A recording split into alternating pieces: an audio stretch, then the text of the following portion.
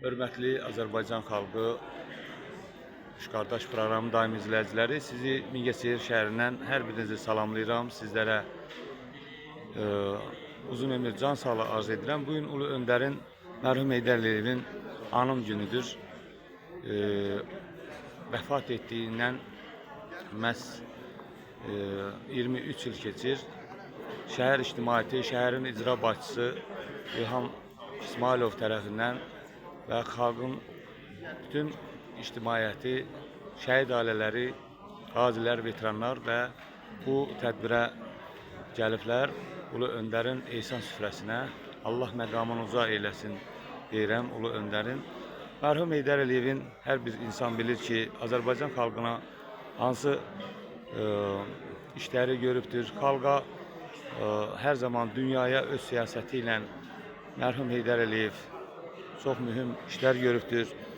Siyasi kursun davamçı Cənab Prezident İlham Əliyevin əlbəttə ki, hamımız bilir ki, dünyada analogu olmayan bir siyasət yürüdür.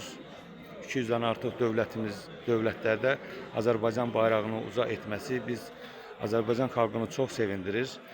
Allah ona rəhmət eləsin Ulu Öndərə və hamımızın gördüyümüz kimi ona olan sayğı, ona olan hörmət əlbəttə ki, möhtəşəmdir. Bütün Azərbaycan xalqı hal-hazırda Ulu Öndərin anım gününə görə toplantı keçirir, ehsan süfrələri, bütün Respublikanın şəhərləri, rayonları, qəsəbələri, kəndləri bu işlə ayağa qalxıb və Ulu Öndərə sayğı ilə insanlar görürsünüz, bu gözəl, möhtəşəm zala buyurub ehsan süfrəsinə və ona sayğı, hörmət və ey gözəl xalqım, gəlin hər zaman bir olaq, birgə olaq, Ulu Öndərin davamçısı olaq, Cənab Prezidentin dəmir yumrusunun siyasətini dünyaya məhz necə tövsiyə verdiyini hər birimiz bu yolda fəal olaq. Allah məqamını uca eyləsin cümlə şəhidlərimizin. Hamımız bilirik ki, şəhid ailələri, qazilər, veteranlar, bunlar bizim üçün müqəddəsdir və biz hər zaman yaşadığımız bu ömrü, bu həyatı əlbəttə ki, davamlı olaraq hər zaman sayğı ilə Ulu Öndərə sayğımızı göstərəcəyik inşallah. Allah məqamını uca eyləsin Ulu Öndər. Rəbbim yerinizi cənnət eyləsin. Siz bu xalq üçün çəkdiyiniz əziyyətləri, keçdiyiniz yolları biz çox gözəl bilirik. Onun üçün də hər zaman sizə sayğımızı sonsuza qədər, axirətə qədər yaşadacağıq inşallah. Allah məqamınızı uca eyləsin inşallah. Gördüyünüz kimi insanlar, şəhərimizin ictimaiyyəti, dövlət qurumları,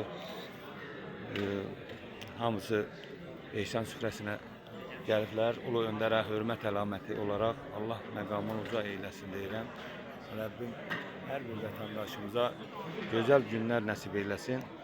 Qurub bizə qoyub getdiyi Azərbaycanı hər zaman yaşatmaq üçün, çiçəklənməsi üçün əlimizdən gələni edəcəyik hər zaman Allahın izni ilə və ona olan hörməti daimi ürəyimizdə, qəlbimizdə yaşadacağıq inşallah. Allah qəni-qəni rəhmət eyləsin deyirəm. Rəbbim ruhunu şad eyləsin deyirəm. Nə yaxşı ki, bu vətənin övladları, nə yaxşı ki, biz bu Azərbaycan xalqının bizə miras qoyub gedən Ulu Öndərin davamçılarıyıq və biz hər zaman ona sayğı, hörmət göstərməyi bizim boyun borcumuzdur. İnşallah Allah bir daha deyirəm, qəni-qəni rəhmət eləsin Ulu Öndərə, məqamını Allah uca eləsin, onun yerini cənnət eləsin inşallah. Və şəhərimizin gözəl bu sarayında, Qarı Bülbüldə keçirilən bu məclis çox möhtəşəmdir. Allah bu yolda gedənlərə can sağlığı versin. Ulu Öndərə göstərilən sayğı əlbəttə ki, möhtəşəmdir. Və biz bunu davamlı olaraq hər zaman yaşaması üçün bu yolda Ulu Öndərin davamçıları, bax burada qazi qardaşlarımız süfrə başındadır. Allah hər birinə uzun ömür, can sağlığı versin. Allah xəstələrimizə şəfa versin deyirəm. ve elbette ki meclis devam edir. İnsanların toparlanması, toplaşması çok güzeldir. Ve şehit aileleri, şehit anaları burada bizim canlarımız, her birinin ellerinden öpürəm, her birine uzun ömür, can sağlığı arz edirəm. Allah övladlarının məqamını uca eyləsin, şəhidlərimizə qəni-qəni rəhmət eyləsin, qazilərimizə can sağlığı versin inşallah. Rəbbim hər bir vətəndaşımızı gözəl çiçəklənən Azərbaycanda firavan yaşamasını nəsib eyləsin. Şəhid ailələri, şəhid ataları saygı ilə hər zaman Ulu Öndərə qiymət verib, ona saygı göstərib. Ulu Öndər bizim hər birimiz üçün qəlbimizdə yaşayır və yaşayacaq. Bundan sonra da əsrlər boyu hər zaman çalışacağıq ki, onun siyasətinin arkasında məhz Cənab Prezident İlham Əliyevin dünyada göstərdiyi siyasəti hamımıza bəllidir. Əziz dostlar, gəlin hər zaman bir yerdə olaq, bircə olaq, Ulu Öndərin davamını gətirək və dəmir yumruğun arkasında sıx birləşək. Azərbaycan xalqını dünyada tanıdan, 200-dən artıq dövlətdə tanıdan Cənab Prezidentin ətrafına sıx birləşək inşallah. Ehsan süfrələri hər zaman qurulsun, hər zaman onlara saygı göstərilsin. Allah məqamını uca eyləsin Ulu Öndərin. Allah bizi onun ruhu önündə utandırmasın. İnşallah. Gördüğünüz kimi Ulu Öndərə sayğı ilə, hörmətlə ehsan süfrəsinə yığılan şəhər ictimaiyyəti, şəhərin icra hakimiyyətinin bütün nümayəndələri, idarə və müəssisələr hər biri buradadır. Dini qurumun rəhbərləri və dindarlar, şəhidlərimiz, qazilər, ailələri hamısı buradadır. Allah şəhidlərimizin məqamını uca eyləsin. Allah Ulu Öndərə qəni-qəni rəhmət eləsin. Xalqımızın, hamınızın gördüğünüz kimi şəhərin bütün ictimaiyyəti sayğı duruşu ilə ehsan süfrəsinə Ulu Öndərin gəliblər. Allah ehsanı qəbul eləsin. Allah Ulu Öndərin ruhu önündə biz xalqı utandırmasın. Rəbbim hər birinizi var eləsin. Xalqa, millətə hörmət göstərən, Ulu Öndərin necə xalqın arasında olduğunu hamımız çox gözəl bilirik. Ona olan hörmət, sayğı möhtəşəmdir. Var olsunlar. Ona necə deyərlər, ona qarşı hörmət bizə daim olsun. Xalqımızı hər zaman bir yerdə görək. Hər zaman Ulu Öndərin davamçısı siyasi kursun 40 il boyunca əyanı olaraq Cənab Prezidentə siyasət kursu keçən Ulu Öndər və onun məhz bugün anım günüdür. 23 ildir keçir bu vəfatından, amma hər an ürəyimizdə, qəlbimizdə yaşayır. Allah məqamını uca eyləsin. Rəbbim onun ruhu önündə biz xalqı utandırmasın inşallah. Şəhərimizin bütün ictimaiyyəti, icra hakimiyyətinin bütün məsul işçiləri, idarə və müəssisə müdürləri, bələdiyyə sədrləri hamısı burada sayğı duruşu ilə Ulu Öndərə göstərilən hörmətə görə məhz bugün anım gününə toplaşıblar, ehsan süfrəsinə toplaşıblar. Allah qəbul eləsin deyirəm. Və daimi bu hörməti Ulu Öndərə göstərək, daimi bu hörmət əbədi olaraq olsun. Sayğı Ulu Öndərə bu xalqın daimi olmalıdır. Əlbəttə ki, onu qəlbimizdə yaşadacağıq. İnşallah Allah bu yolda bizi utandırmasın inşallah.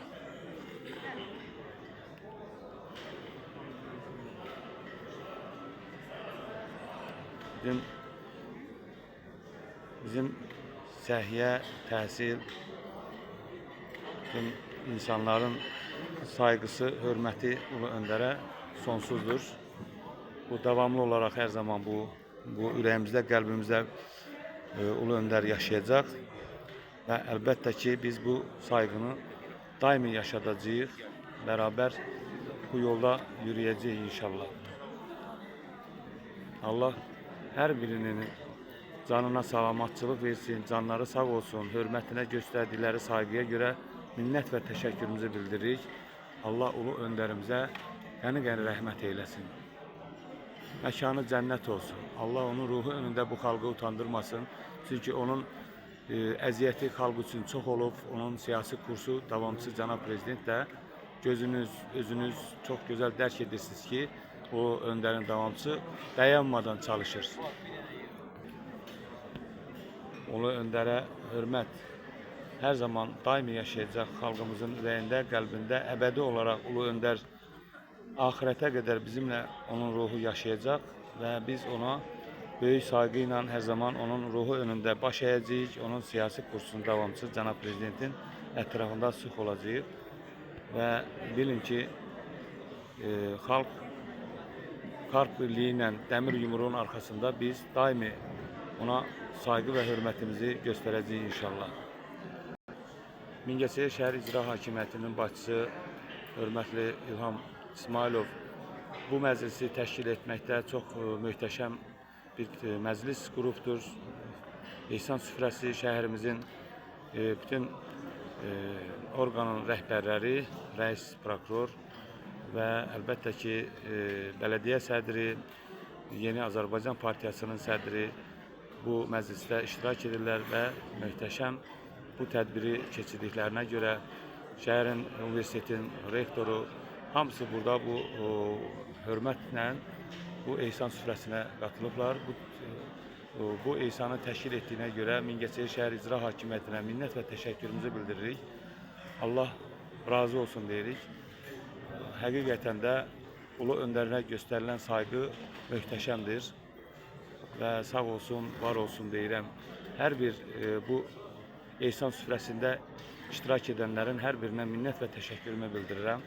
Ulu Öndər bizim üçün Azərbaycanı miras qoydu, getdi və onun siyasi kursunun davamçısı Cənab Prezident İlham Əliyev 200-dən artıq dövlətdə Azərbaycanın bayrağını dalğalandırır və hətta Amerika Birləşmiş Ştatlarında hamımızın bildiyi kimi Ulu Öndərin davamçısı olaraq Ağ Evin haçarını əlinə alan Cənab Prezidentin arkasında sıx biz hər zaman birləşəcəyik və bərabər onu Allah'ın izniyle ahirete kadar bizim gələcək evlatlarımızla yaşadacaq. Ulu Öndər unudulmazdır. Ulu Öndər bizim xatirələrimizdə daimi yaşayacaq, qəlbimizdə daimi yaşayacaqdır inşallah. Allah məqamın uca eləsin Ulu Öndərin. Onun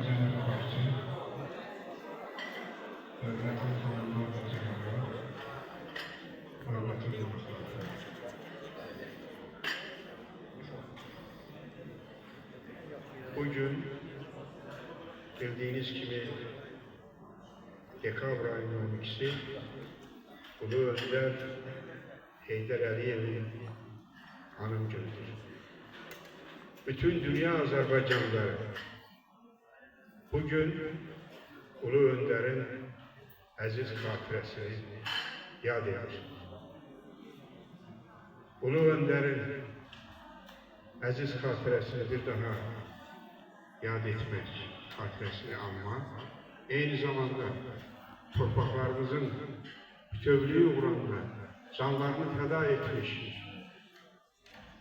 Azərbaycan şəhidlərinin xatirəsini bir dəqiqəlik sükutla yad etməyi sizdən rica ederim.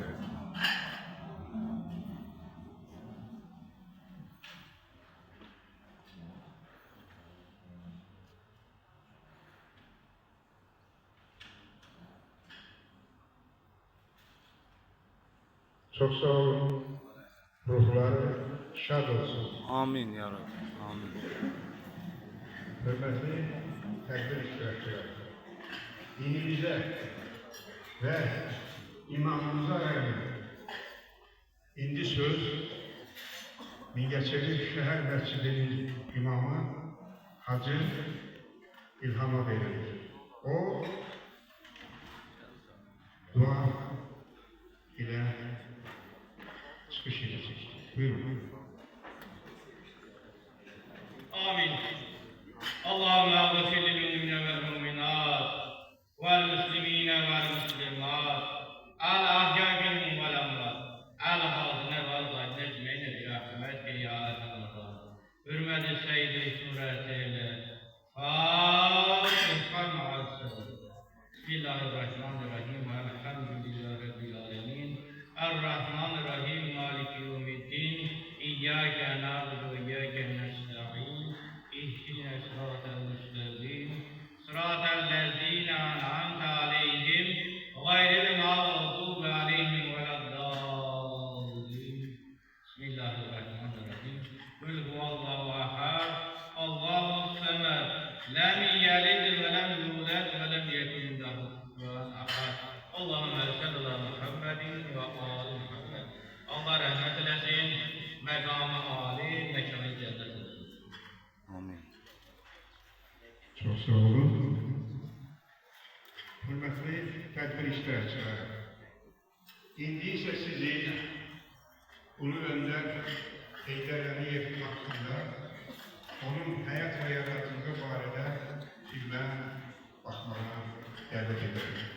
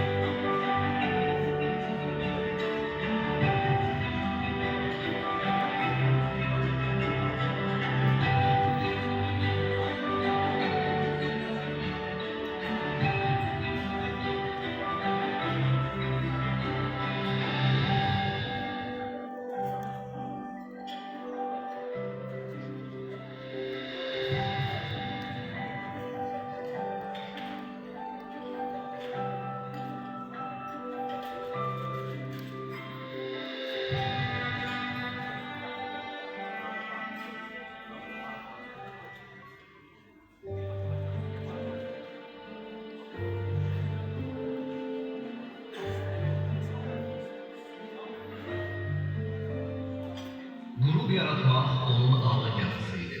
Yarattıkları da özü kimi türlükiydi. O Azerbaycan xalqının muasir tarixini yarattı. Yarattığı en büyük eserlerin ise belirli. Muasir Azerbaycan.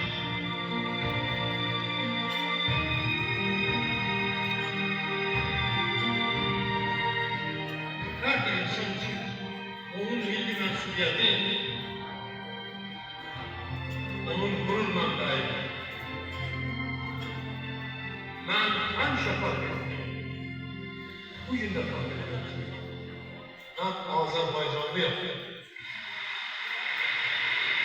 Liderler için galibiyetin alternatifi yoktur. Onlar qələbə yolunu əvvəlcədən görür və düzgün siyasətlər görməklə qoyulan hədəflərə doğru irəliləyirlər. Milli lider Heydər Əliyevin bütün həyatı böyük ürəklə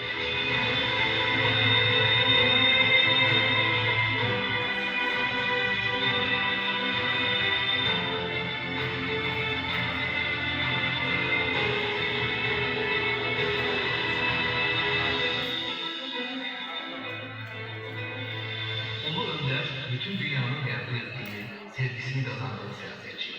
Bu zirveye atlanan yolun başlangıcında tek özüydü. Büyük Azerbaycan sevgisi ve halkına hasretli edebiyat ömür bu yoldan geçirdi. Böyük Allah bana çok maraqlı bir talih verdi. Benim hayatım həmişə Azerbaycan xalqına xidmət etməkdən ibarət olubdur. Ancak hayatımın çok parlak səhvlərində olubdur. Ancak hayatımın çok ağır səhvlərində olubdur. Ve bazen elə düşünürdüm ki, bu ağır illərdə Azerbaycan'da gördüğüm işler sonra hamısı batıp gelecektir. Ancak bugün ben xoşbəxtəm. Bugün ben öz talihime minnettarım. Öz Allah'a minnettarım ki, ben o dersleri yaşadım. Geldim, Azerbaycan halkıyla bir yerde ve bugün Azerbaycan halkı için bu kadar değerli hizmet verdi. Ve Ulu Önder özgürlük siyaseti, dönmez əqidəsi ve tarihi ulaq görevliği sayesinde muasir Azerbaycan devletinin kurulmasına ve halkının müstəqillik arzusuna yaraşmasına nail oldu. Məhz Heydər Əliyevin yorulmaz əməyi sayesinde Azerbaycan dünya ülkelerinin stratejik tərəfdaşına çevrildi. Ülkemiz dünyanın dinamik inkişaf eden ülkeleri sırasına daxil oldu.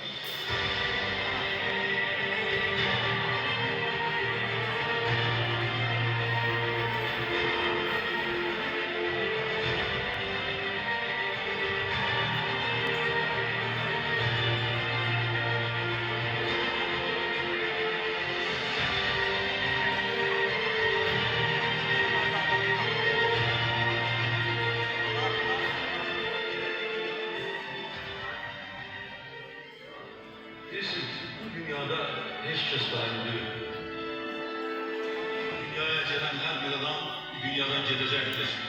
Ancak hoşbaxt o kəsdir ki, dünyada iz qoyur, böyük iz qoyur. Müstəqilliyi əldə etmək asan deyil, bunu saxlamaq daha da çətindir. Amma biz bu yoldan gedirik, biz bu yoldan gedəcəyik, biz bu mübarizəni aparırıq, bu mübarizəni aparacağıq. Benim gözüm de, benim evlatlarım da müstakil Azerbaycan'ı yaşaması yolunda hürmet olmaya hazır. Müstakil Azerbaycan devletinin özünü korumak için, halkını korumak için gücü var ve buna akıl vermez.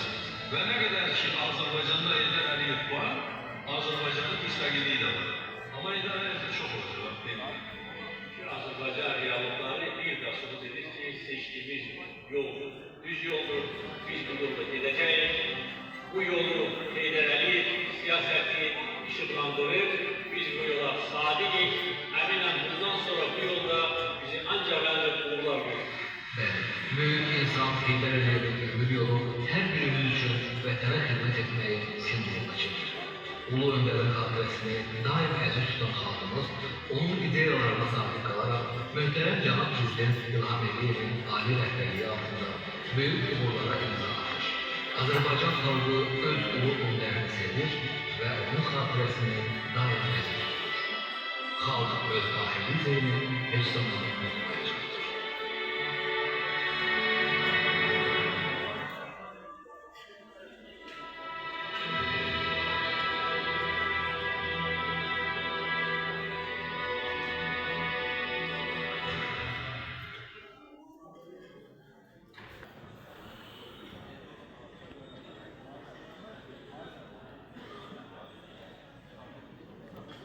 Əlbəttə ki, Ulu Öndərə göstərilən sayğı Allah məqamını uca eləsin.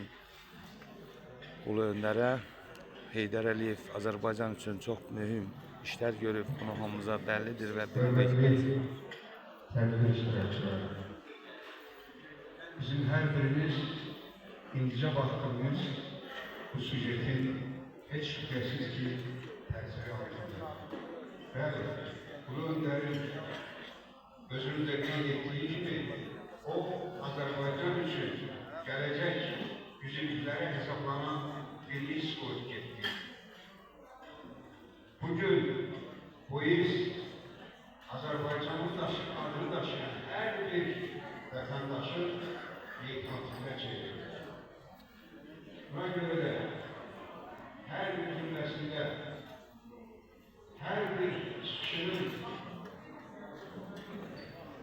sözlerinde ve cümlesinin terkibinde hemşe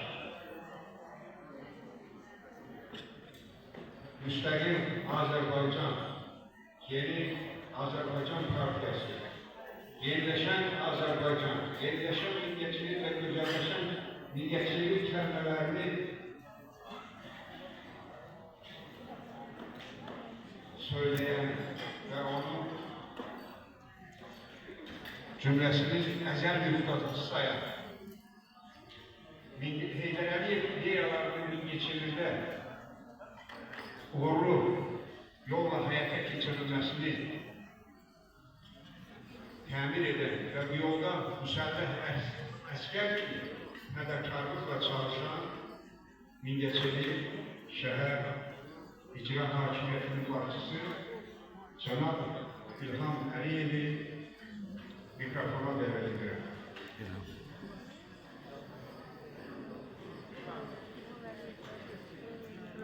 İsmail.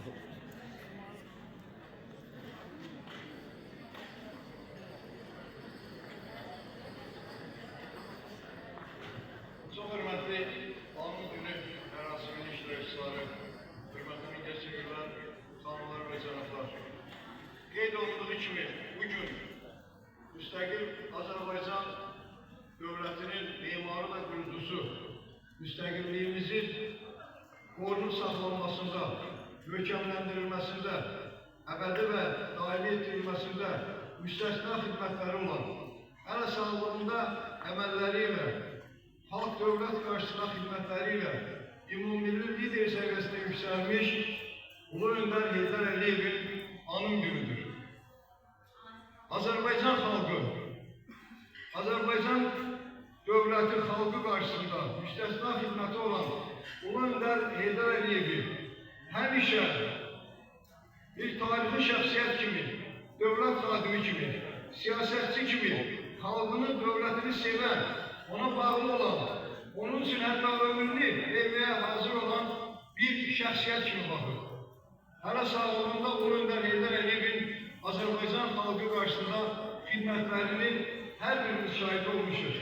Bu xidmətlər iki dəfə hakimiyyəti dövründə, birinci dövrdə əgər geridə qalmış bir respublikanın inkişaf eləmiş respublikaya çevrilməsi, milliləşmə, milli kadrların formalaşması, Azərbaycanımızın müstəqilliyə hazırlanması ilə bağlı olmuşdursa, müstəqilliyimizin ilk illərində, yəni 1993-cü yılında xalqın tələbi təkidi ilə ikinci dəfə siyasi hakimiyyətə gəlişindən sonra biz bilirik ki, ilk növbədə bu xilaskarlıq missiyası oldu. Yəni, müstəqilliyimizin elan olunmasına baxmayaraq, ilk dövrlərdə onun yenidən bitirilmək təhlükəsi ilə üzləşdiyimiz bir məqamda Ulu Önder xalqın təkidi tələbi ilə hakimiyyətə gələrək müstəqilliyimizi qorudu, dövlətçiliyimizi qorudu, möhkəmləndirdi və təbii ki, əvəzləşdirdi. Ulu Önder'in Azərbaycan xalqı dövlətçiliyi qarşısında xidmətindən biz saatlarla danışa bilərik. Hər birimiz unutmamalıyız ki, məhz bugünkü uğurlarımızın da əldə olan uğurlar fəaliyyətləri və əsasında Ulu Önder'in vaxtıyla qoyduğu münövrə dayanır, xət dayanır. Bu xətti bugün uğurla, ləyaqətlə devam edirlər. O xəttə öz sabitliyini nümayiş etdirən Cənab Prezidentin düşünülmüş daxili və xarici siyasəti dayanır. Azərbaycan bugün bütün sahələrdə uğurlar əldə edir. Bu uğurların hər birinin diqqət edəndə görürük ki, bu uğurların əsası Ulu Önder'in Azərbaycana rəhbərlik etdiyi dövrlərdə qoyulub müəyyənləşdirildi. Bugün Ulu Önder'in layiqli olması bu xətti davam etdirir, qətiyyət və uğurla davam etdirir və Azərbaycan yeni uğurları imza atır.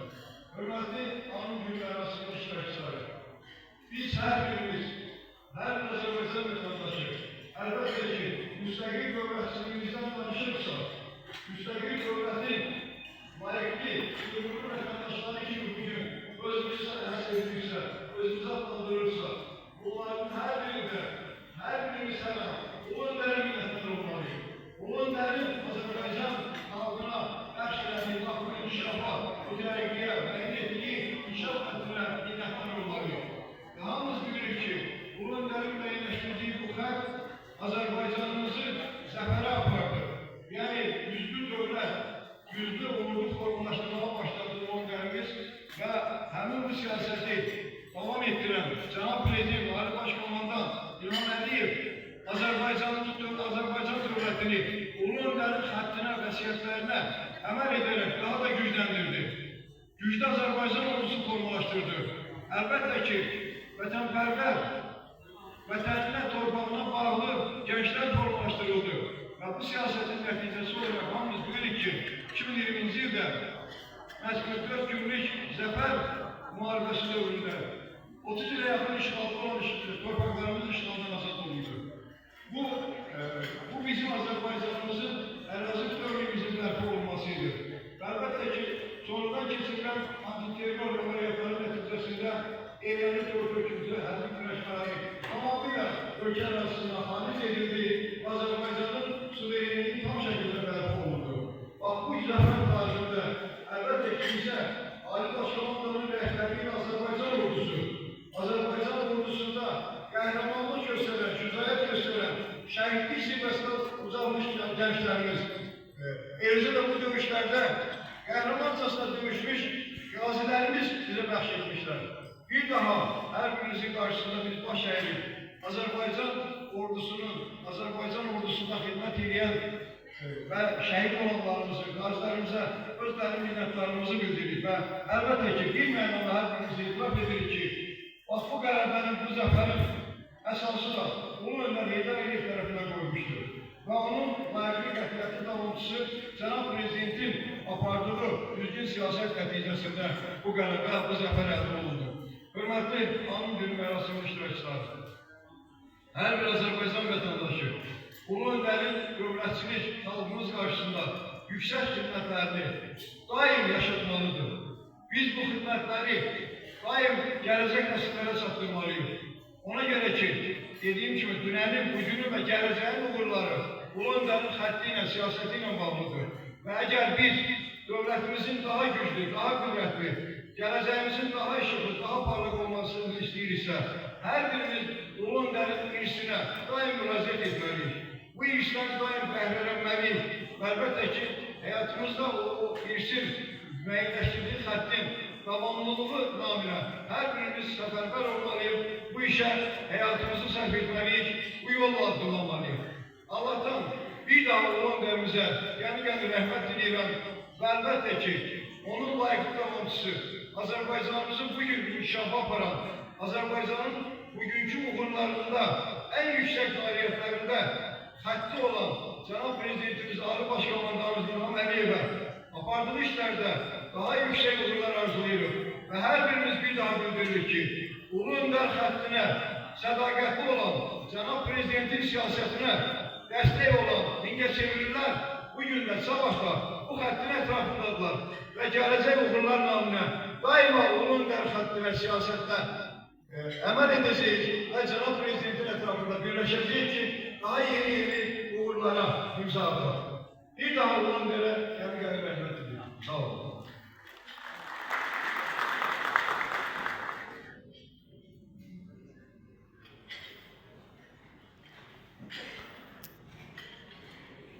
Gördüyünüz kimi əziz və hörmətli Üç Qardaş proqram daim izləyiciləri, Mingəçevir şəhər icra hakimiyyəti İlham İsmailov çıxışında bu bölümlərə çox böyük saygı göstərdi. Allah razı olsun deyirəm.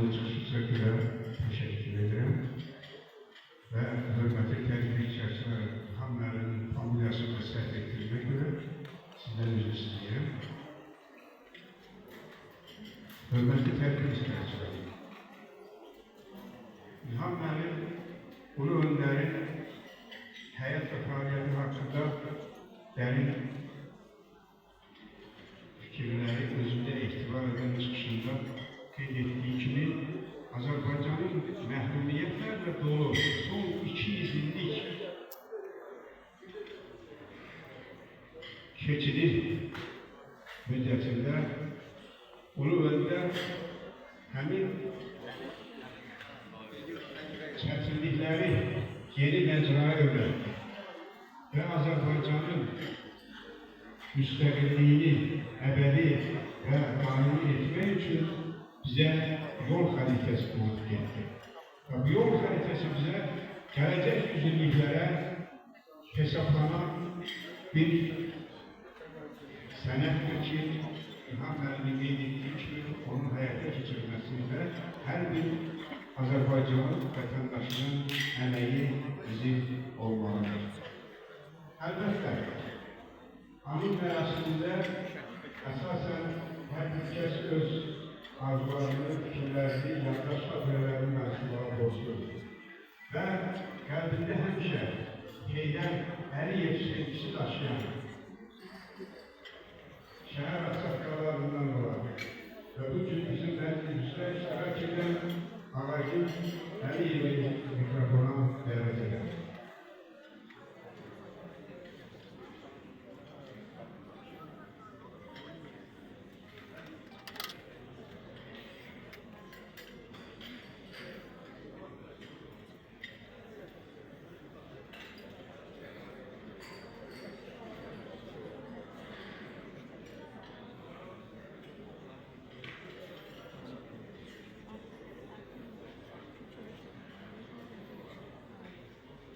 Salam, çok hürmetli meclis iştirakçıları. Bugün Ulu Önder'in anım gününde Ulu Önder'in Mingəçevirlə bağlı çok xatirələr mənim yadımdadır. Bunlardan en fazla olan bir meseləni sizə danışmaq istəyirəm. 1981 ildə Ulu Önder bizim en büyük nəhəng stansiyamız olan Qazqresin birinci blokunun açılışına gəlməliyik. Allah qəbul eləsin. Şəhər Partiya Komitəsinin birinci katibi Aydın Məmmədov yoldaş məni dəvət etdi ki, Heydər Əliyev yoldaş şəhərimizə gəlir, blokun açılışında iştirak edir. Onu musiqiyle, güzel bir programla karşılamak lazımdır. Bəli, biz Mədəniyyət Evinin nəzdində olan kollektivini mən səfərbər edib, güclü bir maraqlı program hazırladık. 81-ci ildə Ulu Önder qabaqcadan gəlməmişdən qabaq Aydın müəllimləri dəvət elədi. İndiki bizim Qazqresin o yeni təşkil olunmuş körpüsü var, onun qırağında bizim ansamblı təşkil elədik. Ansamblı gündə deyildə sərgəli, müasir, bir neçə ansamblı tərkibində saz musiqisi, əlində olan qaval müğənnilər belə çox maraqlı bir proqramdan orada yerləşdik. Bəli, artıq Ulu Önder şəhərimizə daxil olurdu. Bir anlığa Ulu Önder geldi oraya, başından düşen kimi biz başladık güzel bir çok musiqiyle ifa işine başladık. Çok maraklı başından düşüp bize yakınlaştı. Bir anlığa dikkatle kulak astı. Biz musiqiyi dayandırandan sonra yakınlaştı. Dedi Aydın müəllim, bu kollektiv hardandır? Aydın müəllim dedi ki, bu bizim öz kollektivimizdir. Tür ansamblı. Ne ansamblı dedi, tür ansamblı. Dedi çok maraklı adı var. O yakınlaştı, Aydın müəllim dedi ki, bu cavan oğlan bu ansamblının rehberidir. Dedi yakına gel. Ben yakınlaştım, bu el görüştü benimle. Teşekkürünü bildirdi. Dedi ki, hoşuma geldi sizin bu çıkışınız. Güzel kollektiviniz var. Merkeze de geldim bana. Böyle bir cümle işletti. Sonra çeşitli üretim heyetine ve de açıldı. Blokun açılışı olandan sonra biz yeniden kesim meydanda başladık. Bütün diğer şehrimizin bütün meseleleri, insanlar, emekçiler orada iştirak ediyordu. Orada harasa biz bir 40 dakika çıkıp ilerledik. Bir kadar bize kulak asmandan sonra bu önde başına binip terk ilerdi. Aydın müəllim bana yakınlaştı ki, Aydın müəllim, sen bu ürünleri defterine tuttun. Çok maraklı senin kollektivine. Az seçmeden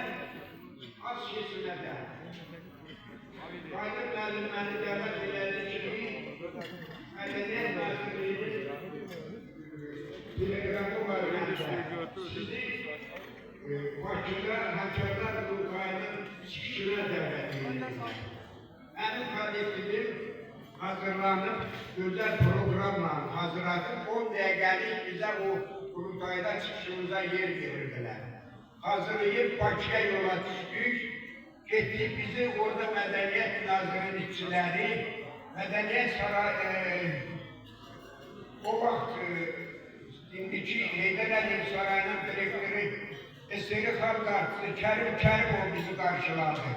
O bize bizim bir yer gösterip biz orada məşq gösterdik. Biz həmin qurultayda 10 dəqiqəlik Sımaşət Muğamının 6 nəfərin ifasında çıxış elədik. Bizi elan edəndə maraqlı bir abu-hava vardı bizlərdə. Bizi elan edəndə dedilər ki, Nur şəhəri, Mingəçevir Nur şəhərinin tüm ansamblı çıxış edir. Bizi çox alqışla qarşılarlar.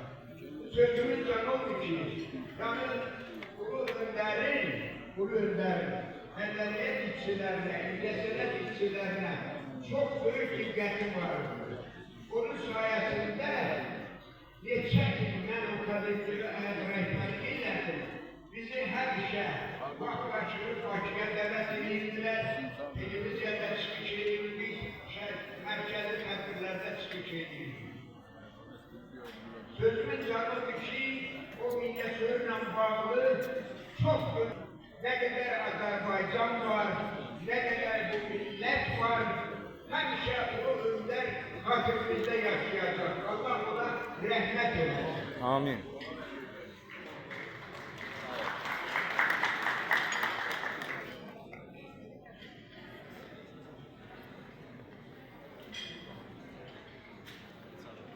Çok sağ olun Allah günlerdir. Hörmətli tədbir iştirakçıları, İndicə Ağacın müəllimin haqqında danışdığı görüş 1981-ci ildə baş vermişdi və Ulu Öndərin qarşılanması təqdirində onun mübarəkdarlığı edənlərdən biri onu Əliyev hökumətində iştirak edir. Və o heyətdə siz təməssülat olduğu barədə güman edirəm ki, bizi öz fikirlərini sizə çatdıracaqdır. Xanım müəllim, buyurun.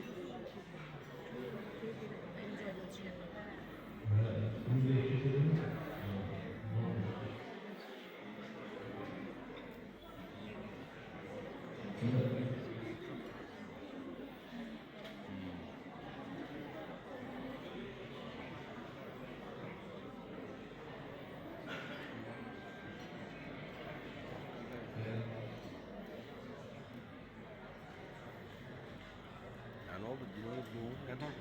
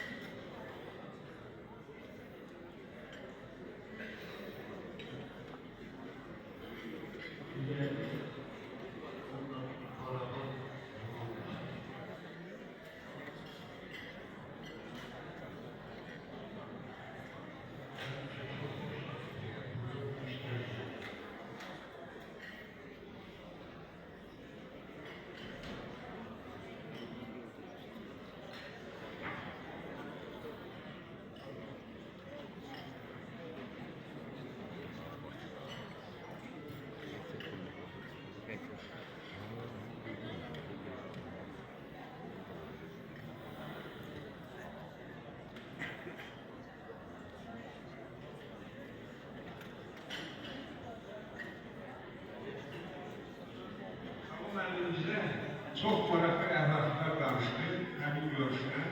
Ona görə də onun səhhətində bağlı problemi nəzərə almanızı xahiş edirəm.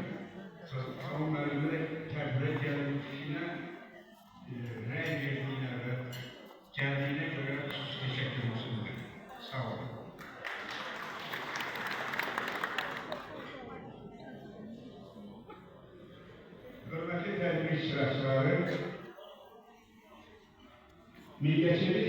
önderliğinde Yeni Azerbaycan Partiyası'nın Kızıl Fonduna dahil olan insanlardan biri ve birincilerinden biri olan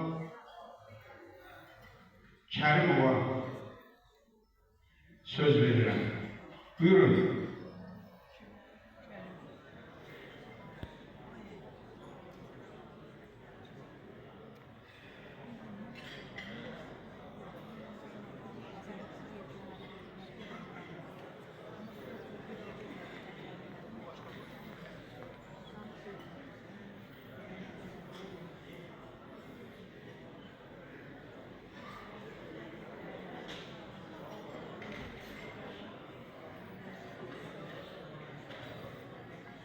Hürmetli merasimin iştirakçıları, Allah günlerinize rahmet eylesin. Artık en edildiği kimi, Burenderimizin vefatının 22. Hürmetli başçımız Burenderim, Azerbaycan halkı karşısında hizmetlerinden etraflı felçeli. Onun Azerbaycan halkı karşısında olan en büyük hizmetlerinden biri de Yeni Azerbaycan Partiyası'nın yaratılmasıydı. Hele o zaman Naksuan Ali Meclisi'nin sözleştiği zaman Burenderimiz Azerbaycan devletçiliğimiz için bir sıra mühim kararlar devletine nail oldu. Azerbaycan bayrağının, İsrail'i bayrağının devlet bayrağı için temsil edilmesi. İsrail'in tercihinde kalmak hakkında referandumun boykot edilmesi, reddedilmesi. Sonra Naksuan Muhtar Respublikası'nın adından Sovyet Sosyalist sözlerinin götürülmesi ve diğer mekanlar var ki bu önderimiz onlara hayata geçirdi. Eləcə də Orhan Türkiye ile İran ile münasibətlər oldu. Naksuan'ı bu Qatarada tutar. Belə bir şəraitdə 1992 yılda noyabr ayının 16'sında bir grup Azerbaycan ziyanlıları Səs qəzeti vasitəsilə o öndərə müraciət etdi.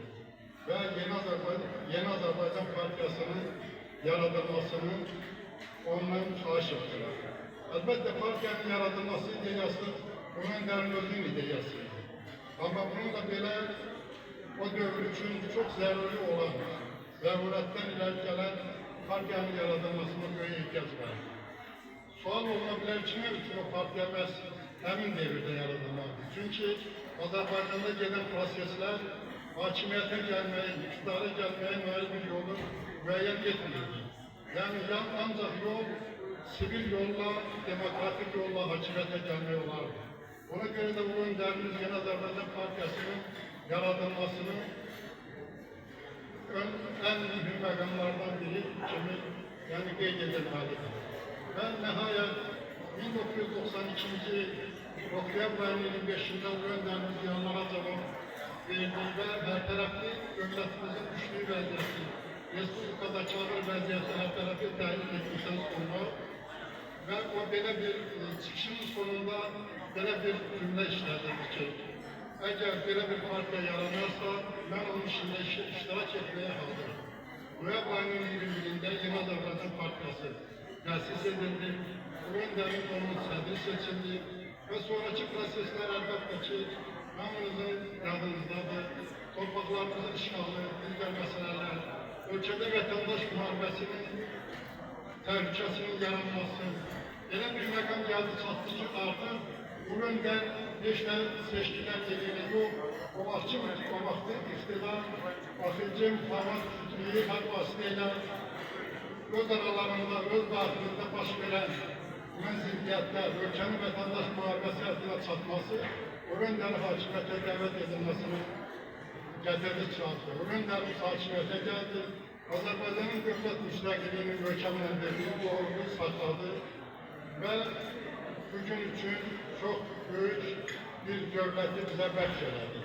Əlbəttə, o öndər şəxsiyyəti hər biri üçün nümunədir. O öndər özünün fəaliyyəti dövründə bir sıra xarici ölkələrdə, başqa ölkələrdə Azərbaycanı tanıtmağa nail oldu. Yəni Azərbaycan güclü vəziyyətdən çıxartmağa nail oldu və əlbəttə ki, Cənab Prezidentimiz onun siyasətini davam etdirərək Azərbaycanın suverenliyinə nail oldu. Allah bu günlərimizə rəhmət eləsin, cənab prezidentimizə də Allah can sağlığı versin. Amin.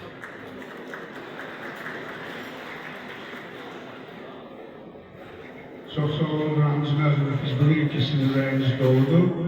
Gələcək görüşlərimizdə inşallah bu barədə danışarsınız.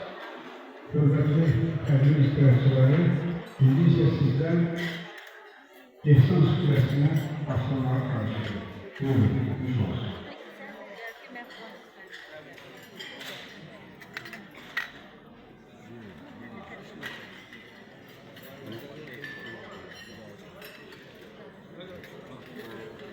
Gələcəm, gələcəm.